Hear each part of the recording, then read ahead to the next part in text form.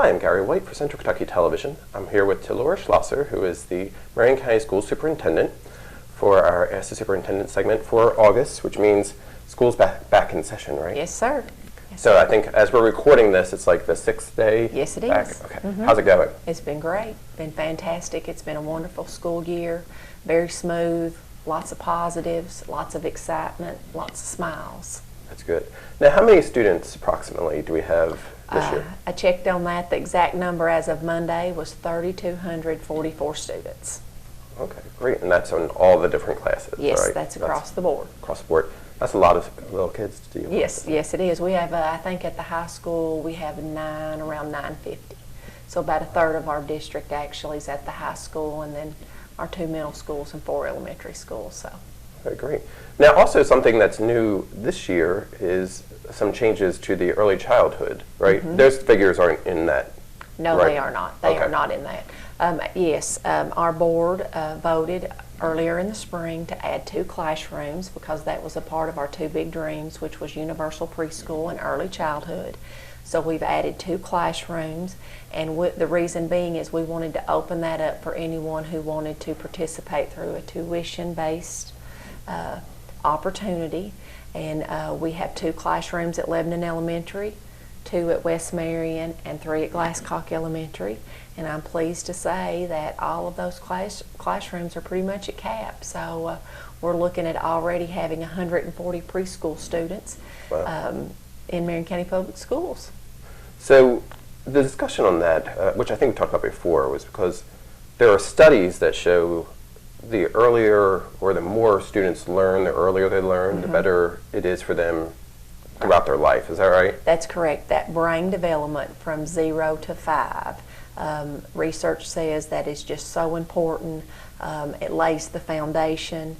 And, you know, when we looked at our data, we only had about, you know, it was over 50% of students coming to kindergarten ready to learn. And we want all of our students, you know, whether they go to school with us or wherever, or if they even elect to stay home, you know, we want to provide activities and objectives for them so that when they come to kindergarten, they are kindergarten ready, if that makes sense. So. Right. And now with the new numbers, you're showing a much higher percentage that will be able to be in school prior. And when you come back next month, what I hope to be able to tell you is district-wide, regardless of where they are attending preschool, how many 4-year-olds are attending preschool and how many 3-year-olds are attending preschool. So, you know, and then what we'll compare that to is the number of students who are enrolled in kindergarten, because, you know, that kindergarten enrollment should dictate what your graduating class will be at the end of the time as they progress through their school career. Right. Yes. Because the dropout figures are not very high, correct? Right. We have last year, and we don't have our numbers in yet for that because the state calculates that.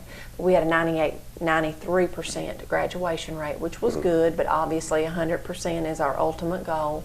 And we had a 76% college and career readiness rate. So we're pleased on that, and obviously we want to improve that as well. Right. And also there were just, I think we talked not too long ago about some new laws that have been implemented to make it more difficult to drop out. Is that correct? Yes. In years past, at the age of 16, if the parent consented, a child could drop out. Now, Marion County was one of the first districts that said we want the opportunity that children will stay in school until age 18. So even if a parent would agree to that, that's not even an option now. All students are required to attend until 18. Right. Now, also something new and upcoming this year is going to be the potential for school during snow days. Right. And that would be a non-traditional school day. And Marion County was one of 44 districts. I think we talked about that. That was selected, so I was pleased with that opportunity. And we really want to look at that as a whole picture, not just about just the teaching and learning. We want to look at, you know, what could we even do for meals for those kids that are home on a snow day? What can we do to address any of a child's needs? through that, sometimes we're without water and kids need water. Do we deliver that? Do we do food? But we are going to go ahead and start working on that as early as October the 12th. The teachers have a work day scheduled in our calendar. So part of that time, our staff will work on what will that look like. And then by mid-October, we want to be able to provide information to parents and students and families about what that non-traditional day would look like and what to expect. Obviously we hope there's no inclement weather so we don't have to use that, but we also want to be reasonable, and if there's a need for that and we can extend that learning, that's what we want to do. So with that, there's the option to do either all like paper or computers or various different technology options, Right. I guess. That's going to be discussed then, I assume, Yes, to see how that will work out. And one of our big dreams, as you know, is our one-to-one technology. And as you know, that's the world that we live in. And we want to use this non-traditional school day as an opportunity to begin using technology if a child were at home or if we have a bad weather day. How can we use technology to help us with that? We do not want this to turn into, I'm giving you a packet of material when there are things that our kids can do. For example, we've talked about things like a lot of folks now have access to an iPod or an iPhone or a smartphone.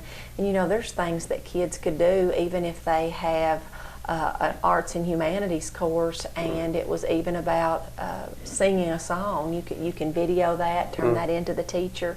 Everything doesn't have to be what you would say paper and pencil. There's a lot of things we do nowadays that involve some creativity and critical thinking skills. So. Right. The last time we talked, they were still doing some work on the middle school. Yes. All the construction projects get completed. So we're not completed, but we had enough finished that we could go ahead and start school. The HVAC was up and running for Lebanon Middle School, so that wasn't an issue. They are still working on finishing up the roofing project at Lebanon Middle School. The things like gutters and things like that's not going to interfere with teaching and learning inside the building.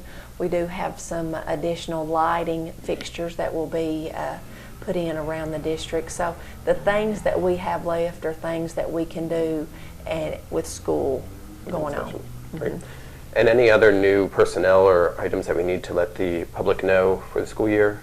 We're just tidying up some things like instructional assistants and some teaching positions.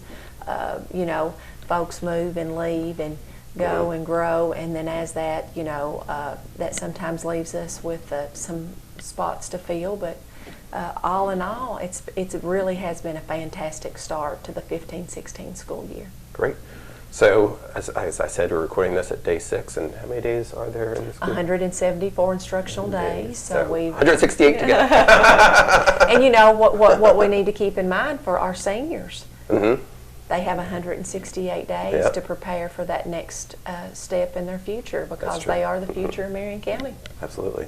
So again, I've been talking with Talora Schlosser, who is the superintendent for the Marion County School System. This has been Gary White for Central Kentucky Television.